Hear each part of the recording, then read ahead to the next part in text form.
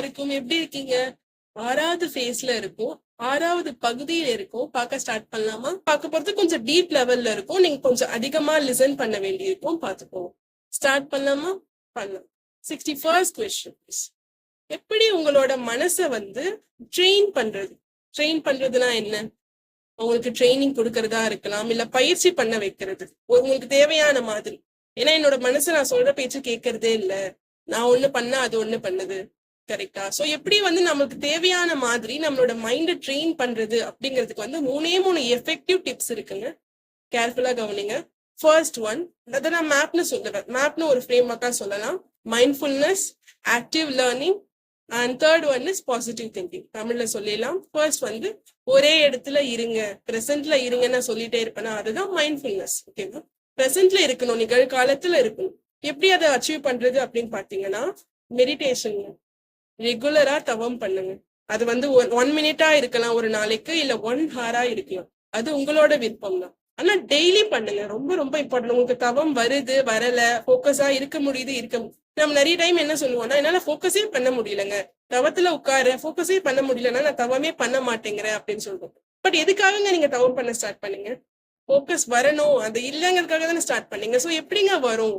அது இல்லைன்னு தான் நம்ம ஸ்டார்ட் பண்ணிருக்கோம். பண்ணதான் வரும். ஓகேவா? சோ நெகட்டிவா யோசிக்காதீங்க, தொடர்ந்து பண்ணுங்க. கண்டிப்பா ரிசல்ட் பெட்டரா தெரியும். சீக்கிரமாவும் தெரியும். செகண்ட் என்னதுன்னா, ஆக்டிவ் லேர்னிங். ஆல்ரெடி நம்ம சொன்ன மாதிரி வாழ்க்கை ஃபுல்லா நீங்க ஒரு விஷயத்த கத்துக்கிட்டே இருக்கணும்னா என்ன பண்ணுன்னு சொன்ன, ஒரு கம்யூனிட்டில ஜாயின் பண்ணுங்க. ஒரு குரூப்லயோ இல்ல ஒரு இங்க அது என்ன குரூப் வேணா இருக்கலாம். ஃபேஸ்புக் குரூப் இருக்கு, நிறைய சோசியல் மீடியால குரூப் இருக்கு. எப்படி இருந்தாலும் சோசியல் மீடியா தான் நம்ம யூஸ் பண்ண போறோம். கரெக்டா?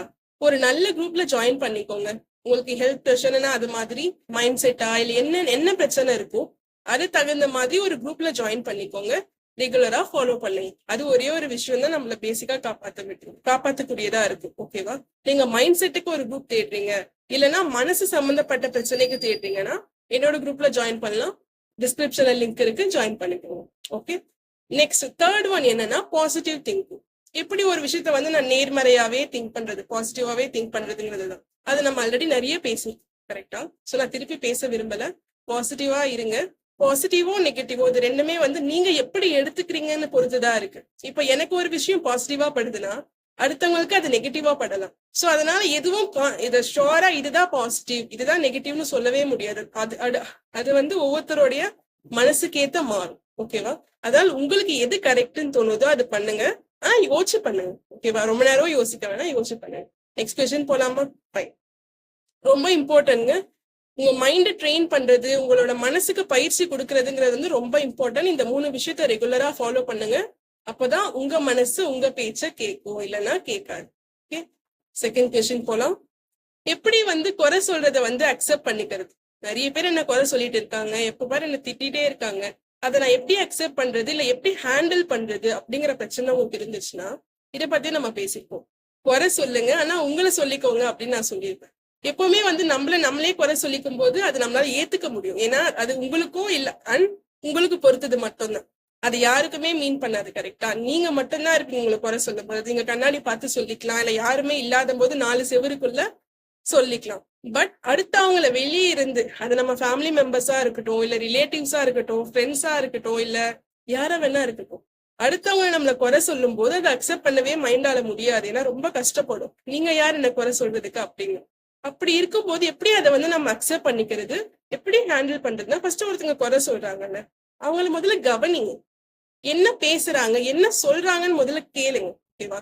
உடனே ரியாக்ட் பண்ணாதீங்க, ரெஸ்பாண்ட் பண்ணுங்க. நிறைய வாட்டி நம்ம சொல்லி நீங்க எப்படி வந்து உங்களோட குறை சொல்றவங்களை ஒருத்தங்களை ஹேண்டில் பண்றதுன்னா, ரியாக்ட் பண்றதுக்கு முன்னாடி ரெஸ்பாண்ட் பண்ணுங்க. ரெஸ்பாண்ட்னா என்ன அர்த்தம்? உங்களுக்கு எது அஃபெக்ட் பண்ணாம இருக்குமோ அதுக்கான செயலை பண்ணுங்க. ஓகேவா? அது பண்ணணும் முக்கியமா ஃபர்ஸ்ட் ஒன். அப்புறம் என்ன, ஓப்பன் மைண்டடா இருங்க. நம்ம நிறைய பேசுவோம், வாய் திறந்து பேசுங்க. கொஸ்டின் கேளுங்க. எதுக்காக நீங்க என்ன அப்படி சொல்றீங்க, எனக்கு எதுக்கு திட்டுறீங்க, இல்ல என்ன எதுக்கு பாராட்டுறீங்க. எதுவா இருந்தாலும் கிரிட்டிசிசம்ங்கிறது என்னன்னா, குறை சொல்றதுங்கிறது என்னன்னா, பாசிட்டிவா மட்டும் இல்லைங்க, நெகட்டிவாவும் சொல்லலாம். நெகட்டிவா மட்டும் இல்லைங்க, பாசிட்டிவா சொல்லலாம். 2 விதத்திலயும் சொல்லலாம். சோ அதை நீங்க எப்படி பாக்குறீங்கிறதுல மட்டும்தான் இருக்கு. ஓகேவா? ஒருத்தங்க உங்களை வந்து தேவையில்லாம பாராட்டுறாங்கன்னா அதுலயும் பிரச்சனை இருக்க வாய்ப்பு இருக்கு. சோ கொஸ்டின் கேளுங்க. ஏன பாராட்டுறீங்க, இல்ல ஏன திட்டுறீங்கன்னு கேளுங்க. ஓப்பன் மைண்டடா இருங்க. ஓகேவா? And third one as usual positive thinking. ஒருத்தவங்க உங்களை திட்டுறாங்கன்னா அதுல நல்லது இருந்தா எடுத்துக்கோங்க, இல்லைன்னா தேவையில்லை. அதை பத்தி நீங்க யோசிக்கணுமோ இல்ல அவங்க கிட்ட பதில் சொல்லணும்னு கூட அவசியம் இல்லை. அந்த இடத்த விட்டு நீங்க போயிட்டே இருக்கலாம். ஓகேவா?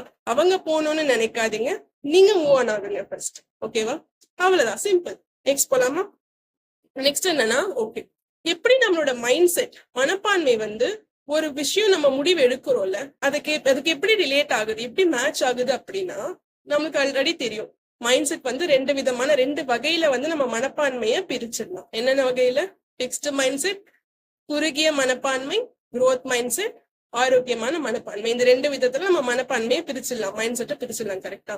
இப்போ நீங்க பிக்ஸ்டு மைண்ட் செட்டா இருக்கீங்கன்னு வச்சுக்கோங்க. இப்போ ஒரு முடிவை நீங்க எடுக்கிறீங்க, அது என்ன மாதிரி நீங்க எடுப்பீங்கன்னா, அந்த முடிவு வந்து லைஃப் லாங் உங்களை வந்து சந்தோஷமா பாத்துக்கிறதுனா இருக்காது. எப்படி இருக்கும்னா, நெக்ஸ்ட் 10 நாளைக்கும், நெக்ஸ்ட் 1 மந்த்துக்கும், ஒரு மாசத்துக்கும் உங்களை சந்தோஷமா வச்சுக்கிறதா இருக்கலாம், இல்ல உங்களோட பெயினை வந்து ரிலீவ் பண்றதா இருக்கலாம். ஆனா அது பெர்மனன்ட் பிக்ஸா இருக்காது. அதோட சொல்யூஷன் எப்படி இருக்காதுன்னா, முழுமையான தீர்வா எப்பவுமே இருக்காது. ஏன்னா நீங்க எந்த விதத்துல எடுத்திருக்கீங்க, குறுகிய மனப்பான்மையில எடுத்திருக்கீங்க. அதனால அதோட வரக்கூடிய விளைவும் எப்படி இருக்கும்? குறுகிய நம்பிக்கை, குறுகிய மகிழ்ச்சி, குறுகியதான் எல்லாமே இருக்கும். ஓகே, சோ எடுக்கிறதுக்கு முன்னாடி, ஒரு டிசிஷன் எடுக்கிறதுக்கு முன்னாடி மைண்ட் செட்டை அனலைஸ் பண்ணிட்டு எடுங்க. ஓகே, சப்போஸ் நீங்க வந்து growth மைண்ட் செட்டா இருந்தீங்கன்னா, நீங்க எடுக்க போற டிசிஷன்ஸ் எப்படி இருக்கும்னா, ரொம்ப ஆரோக்கியமான டிசிஷனா இருக்கும். ஆரோக்கியமான டிசிஷனா என்ன மாதிரி இருக்கும்? உங்களுக்கு மட்டும் அது நல்ல டிசிஷனா இருக்காது, உங்களை சார்ந்தவங்களுக்கும் நல்ல டிசிஷனா இருக்கும், நல்ல முடிவா இருக்கும். எப்படி அதை எடுப்பீங்கன்னா, நிறைய நீங்க யோசிப்பீங்க, யோசிக்கிறதுக்கு முன்னாடி நிறைய கத்துட்டு இருந்திருப்பீங்க. கரெக்டா? சோ கத்துட்டே இருப்பீங்க, ஒரு விஷயத்த நீங்க பாசிட்டிவா ஹேண்டில் பண்ணுவீங்க. நன்றி உணர்வுன்னு ஒரு விஷயம் இருக்கும் நீங்க அந்த முடிவு எடுக்கிறதுக்கு முன்னாடி. இதெல்லாம் எடுத்து நீங்க ஒரு முடிவு எடுத்தீங்கன்னா அது கரெக்டா இருக்குங்க, அதை நீங்க ஃபாலோ பண்ணலாம். ஏன்னா நம்ம நிறைய பேர் சொல்ல கேட்கிறோம், என்ன சொல்றாங்கன்னா, நான் 1000 வாட்டி இந்த விஷயத்த யோசிச்சு பண்ணேன், அப்ப கூட இந்த விஷயம் கரெக்டா வரல அப்படின்னு சொல்லுவாங்க. ஏன் வரலன்னு தெரியுமா? நம்ம என்ன மாதிரி மனப்பான்மையில யோசிக்கிறோங்கிறது ரொம்ப ரொம்ப இம்பார்ட்டன்ட். நம்ம என்ன பண்றோம்னா, பிக்ஸ்டு மைண்ட் செட்ல இருந்து 1000 தடவை யோசிக்கிறோம். என்ன பிரயோஜனம் இருக்கு? நீங்க 10,000 தடவை யோசிச்சாலும், 1,00,000 தடவை யோசிச்சாலும், தப்பான பிளேஸ்ல இருந்து ஒரு விஷயத்த யோசிக்கும் போது தப்பான விளைவு தாங்க வரும். சோ ஒரு வாட்டியோ 10 வாட்டியோ கரெக்டான மனப்பான்மையில இருந்து யோசிங்க, கரெக்டான முடிவு உங்களால எடுக்க முடியும். அப்படி எடுக்க முடியல, முடிவு தப்பா போச்சுன்னா அதுக்காக உங்க விளைவு எப்படி இருக்கும்னா, உங்களை அஃபெக்ட் பண்ணாது, சின்னதா அஃபெக்ட் பண்ணிட்டு நீங்க ஈஸியா மூவ் ஆன் ஆகிறதுக்கு நிறைய சான்சஸ் அதுல இருக்கு. ஓகேவா? முடிவை கரெக்டா எடுக்கலாமா? எடுக்கலாம். Next one. Okay okay fine. எப்படி வந்து நம்மளோட மனப்பான்மையை வந்து நல்ல விதமா வடிவமைக்க. ஓகேவா? நல்ல விதமா வடிவமைக்கிறதுனா என்ன அர்த்தம்?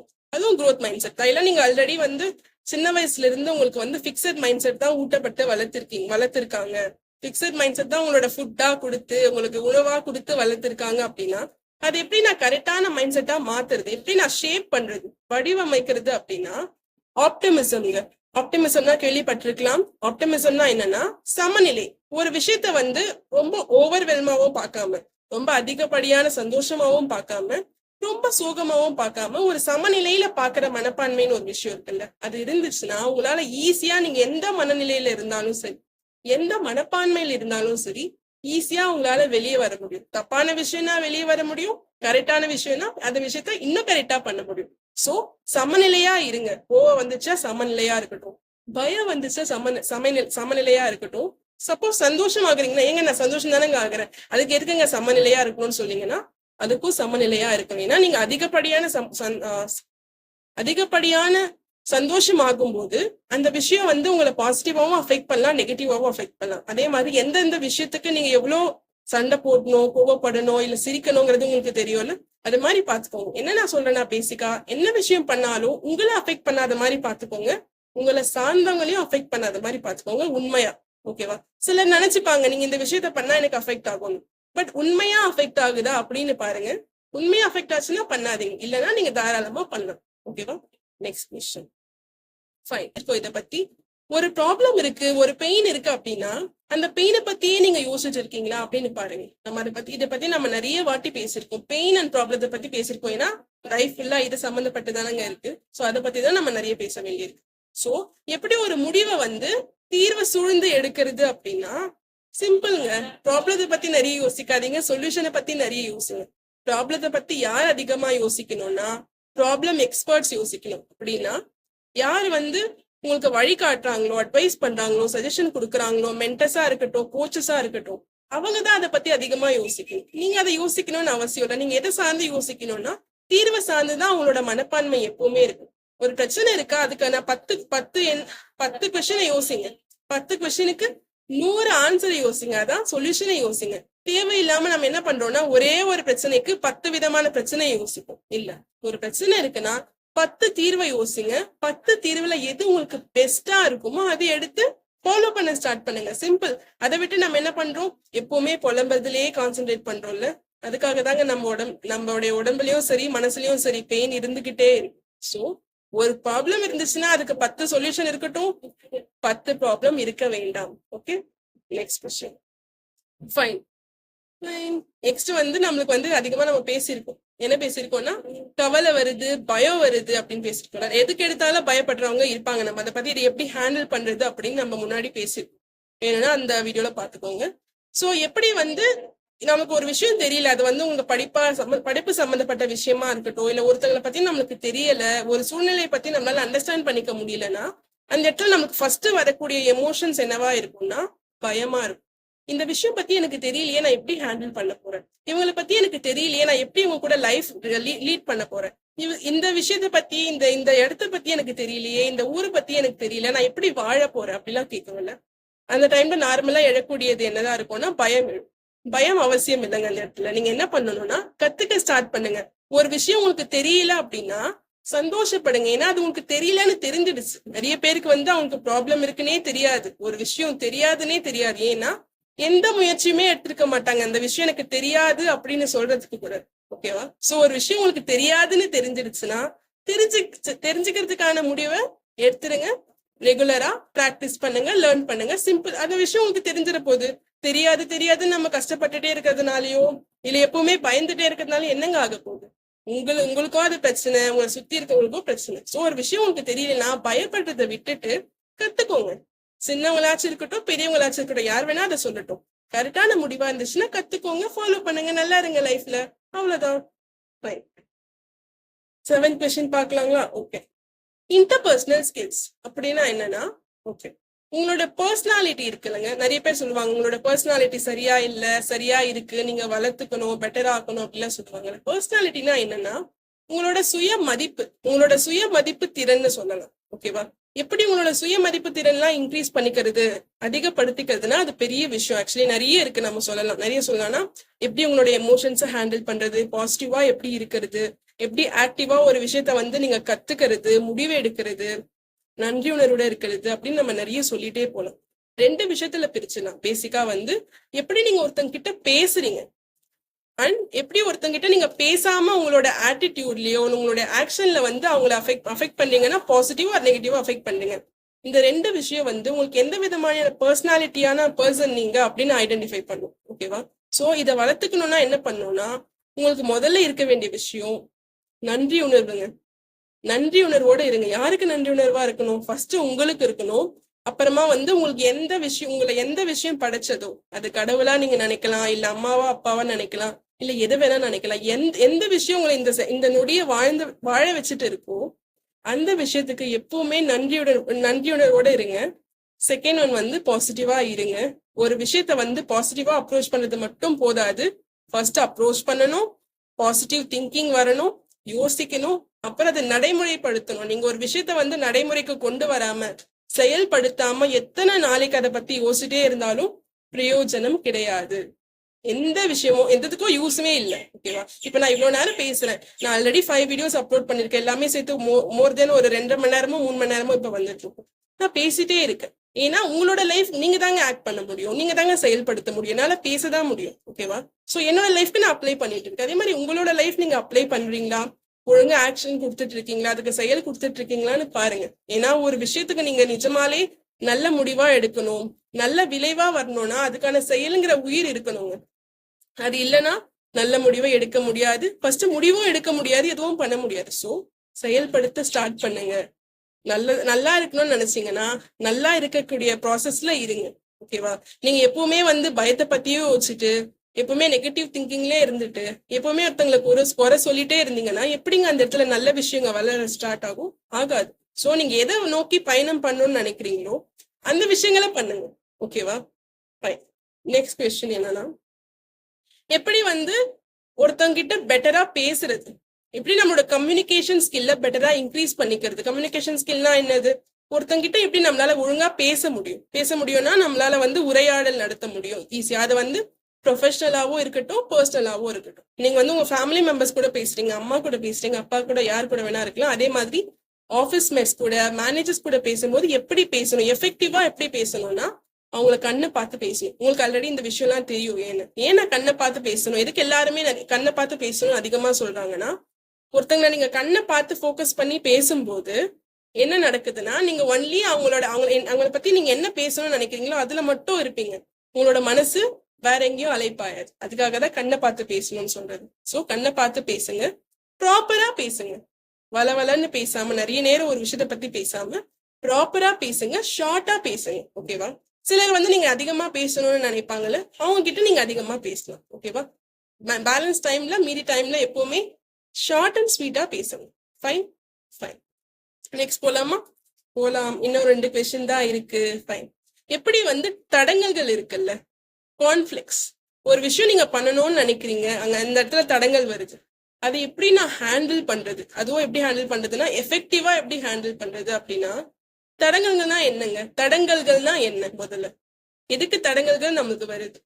ஒரு இடத்துக்கு நீங்க போகணும்னு நினைக்கிறீங்க, பட் திடீர்னு அந்த இடத்துக்கு போக முடியாத மாதிரி ஒரு சுச்சுவேஷன் வந்துச்சுன்னா என்ன பண்ணலாம்? எதுக்கு அது முதல்ல வருது? அந்த இடத்துல நீங்க எப்படி ரியாக்ட் பண்ணணும் அப்படின்னு கேட்டா, ரியாக்ட் பண்ணுமா அந்த இடத்துல? முதல்ல நீங்க ரெஸ்பாண்ட் பண்ணணும். எப்ப ரெஸ்பாண்ட் பண்ண முடியும்? அந்த விஷயம் உங்களோட கண்ட்ரோல்ல இருந்துச்சுன்னா, உங்களை சார்ந்து உங்களோட கண்ட்ரோல்ல இருந்துச்சுன்னா அதுக்கு நீங்க எப்படி ஒர்க் பண்ணணுங்கிறது உங்களுக்கு தெரியும். ஏன்னா உங்களை நீங்க கண்ட்ரோல் பண்ணிட்டு இருக்கீங்க.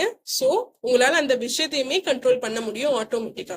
சப்போஸ் அந்த விஷயம் உங்க கண்ட்ரோல்ல இல்ல, அது வந்து ரொம்ப பொதுவான விஷயமா இருக்கும்போது அதை எப்படி நீங்க வந்து அந்த தடங்கல்களை ஏத்துட்டு பழகிட்டு போறதுன்னா, முதல்ல அந்த புரிஞ்சுக்கோங்க. அது நேச்சுரல்னால வந்த விஷயமா, இயற்கை சார்ந்த விஷயமா. லைக் நீங்க வெளியே போகணும்னு நினைக்கிறீங்க, அந்த இடத்துல ஜோரா மழை வருது, புயல் வருதுன்னா அது உங்க கையில இல்ல. கரெக்டா? உங்களால நிறுத்த முடியாது. அது வந்து இயற்கையோடைய ப்ராசஸ். அந்த இடத்துல நீங்க அதை அக்செப்ட் பண்ண பழகணும். சப்போஸ் ஒரு விஷயம் நீங்க பண்ணணும்னு நினைக்கிறீங்க, அது உங்களை மட்டும் சார்ந்து இருக்கு, இல்ல உங்களோட ஃபேமிலி மெம்பர்ஸ் சார்ந்து இருக்குன்னா, அப்ப அந்த இடத்துல நீங்க முடிவு எடுக்கிறதோ, அந்த தடங்களை நீங்க தீர்த்துட்டு மூவ் பண்றதோ அது உங்க கையில இருக்கும். சோ என்ன மாதிரியான தடங்கள்னு முதல்ல அதை டிஃபரன்ஷியேட் பண்ணுங்க, வேறுபடுத்தி பாருங்க. அதுக்கப்புறமா அதை எப்படி நம்ம ஹேண்டில் பண்றதுன்னு பாக்கணும். ஓகேவா? ஃபர்ஸ்ட் ரெண்டுமா பிரிச்சிருங்க. முதல்ல அது உங்க கையில இருக்கா இல்லையான்னு பாத்துருங்க. உங்க கண்ட்ரோல்ல தான் இருக்கு தெரிஞ்சிருச்சு அப்படின்னா, செகண்ட் ஒன் வந்து அது எப்படி ஹேண்டில் பண்ணணும்னா, மனசை வந்து பிளெக்சிபிளா வச்சுட்டு ஹேண்டில் பண்ணணும். பிளெக்சிபிள்னா என்ன அர்த்தம்? ஒரு விஷயத்த நான் ஹேண்டில் பண்ண போறேன், அது ஒரு தடங்கலா இருக்கு. அந்த தடங்கல்ல நான் ஹேண்டில் பண்ண போகும்போது எனக்கு பாசிட்டிவாவும் ஒரு விஷயம் நடக்கலாம், நெகட்டிவாவும் ஒரு விஷயம் நடக்கலாம். ஓகேவா? சோ எல்லாத்துக்குமே ரெடி ஆகிட்டு அப்புறமா மூவ் பண்ணுங்க. நம்ம என்ன பண்றோம்னா, ஒரு தடங்கல் இருக்குன்னா உடனே ஒரு விஷயத்த பண்றோம் யோசிக்காம. அந்த விஷயம் நான் பண்றதுனால எனக்கு வந்து கஷ்டம் வருமா, வலி வருமா, இல்ல சந்தோஷம் வருமான்னு யோசிக்கிறது இல்ல, உடனே பண்றோம். அதனாலதாங்க நம்மளால அந்த பெயினை விட்டு வெளியே வர முடியல. நீங்க வந்து அதை புரிஞ்சுக்கோங்க. இந்த விஷயம் நான் பண்ணும்போது எனக்கு பெயினும் வரலாம், சந்தோஷமும் வரலாம். 2 விதத்துல நீங்க புரிஞ்சுட்டீங்கன்னா எது வந்தாலும் அக்செப்ட் பண்ணிட்டு மூவ் ஆன் பண்றதுக்கு உங்களுக்கு மன வலிமை கிடைச்சிரும். சோ அந்த தடங்களை நீங்க ஈஸியா ஹேண்டில் பண்ண முடியும். சோ முடிவு எடுத்துட்டு ஒரு டைப்பை பிரிங்க, முடிவெடுங்க. எந்த விஷயமா இருந்தாலும் என்னால அக்செப்ட் பண்ண முடியும், என்னால வெளியே வர முடியும்னு கான்பிடென்ட்டா இருங்க. அதுக்கப்புறமா அந்த தடங்களை ஃபேஸ் பண்ணுங்க. ஓகேவா? உடனே ஃபேஸ் பண்ணி ஆகணும்னு எதுவும் இல்லை.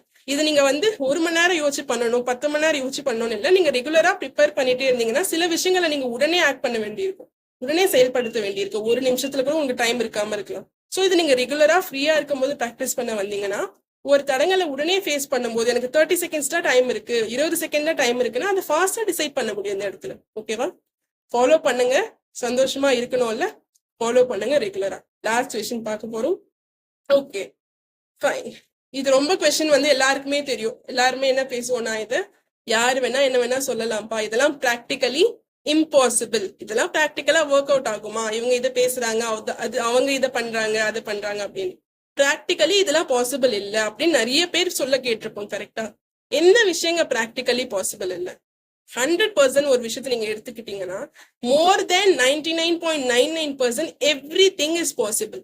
எல்லா விஷயமும் பாசிபிள் அண்ட் பிராக்டிக்கலுங்க. பிராக்டிக்கல்னா முதல்ல என்ன? ஒரு விஷயம் இருக்கு, அந்த விஷயத்த நீங்க ரெகுலரா பிராக்டிஸ் பண்ணீங்கன்னா அந்த இடத்துல பிராக்டிக்கல்னு ஒரு விஷயம் வந்து. சோ நீங்க பிராக்டிகல்ஸ்ல இல்லாத ஒரு விஷயத்த பண்ண முடியாது, கரெக்ட் தான்.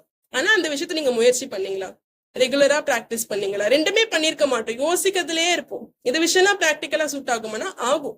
ட்ரை பண்ணீங்களா, பிராக்டிஸ் பண்றீங்களா ரெகுலரா? எதுவுமே நம்ம பிராக்டிஸ் பண்றது இல்ல, எதுவுமே பண்றது இல்ல. அப்படி பண்ணாலும் பாதியிலே விட்டுரும்.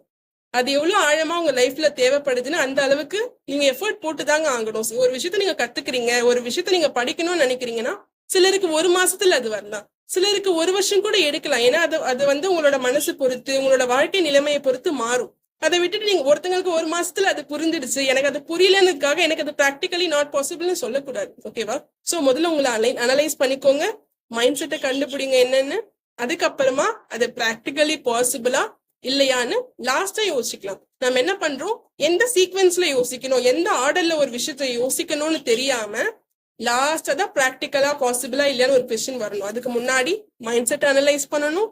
நெக்ஸ்ட் முயற்சி பண்ணோமா, ரெகுலரா பிராக்டிஸ் பண்ணோமான்னு பார்க்கணும். பண்ணணும், ரெகுலரா பண்ணிட்டே இருக்கணும். சின்ன விஷயமோ பெரிய விஷயமோ நீங்க ரெகுலரா பண்ணணும்னா ஒரு நாளைக்கு 4 மணி நேரம் பண்ண சொல்ல, அட்லீஸ்ட் 10 நிமிஷம் பண்ணுங்க. அது கூட பண்ணாம இதெல்லாம் ப்ராக்டிகலி பாசிபிள் இல்லப்பா, அவங்களுக்கு வேணா அது பாசிபிளா இருக்கலாம், எனக்கு மைண்ட் இல்ல, எனக்கு மூளை இல்ல, எனக்கு அறிவு இல்ல அப்படின்னு நிறைய பேர் சொல்லிட்டு இருக்கோம்ல. ஏன்னா அவங்க சோம்பேறியா இருக்க ட்ரை பண்றாங்க. ஆனா நம்மளுக்கு தான் தெரியும் சோம்பேறியா யாராலையுமே இருக்க முடியாது அப்படின்னு. So practically everything is possible, whether you try or not. அது ட்ரை பண்ணீங்களா இல்லையா, பிராக்டிஸ் பண்ணீங்களா இல்லையான்னு மேட்டர். சோ இனிமே ஒருத்தங்கிட்ட இது பிராக்டிகலி பாசிபிள் இல்ல அப்படின்னு சொல்றதுக்கு முன்னாடி அதை நீங்க பிராக்டிஸ் பண்ணீங்களா அப்படின்னு யோசிங்க, அதுக்கப்புறமா சொல்லுங்க. ஓகே, பத்திரமா இருங்க. நெக்ஸ்ட் வீக் பார்க்கலாம்.